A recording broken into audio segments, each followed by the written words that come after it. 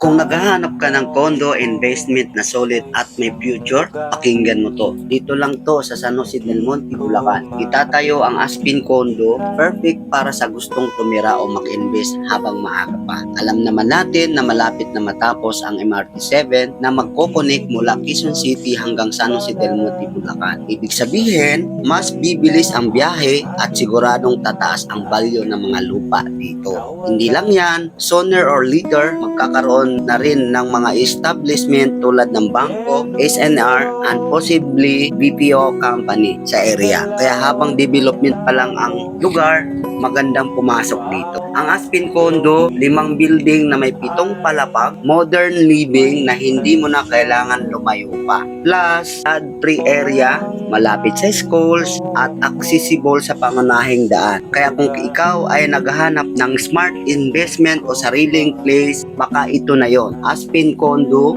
future mo, simulan mo na dito.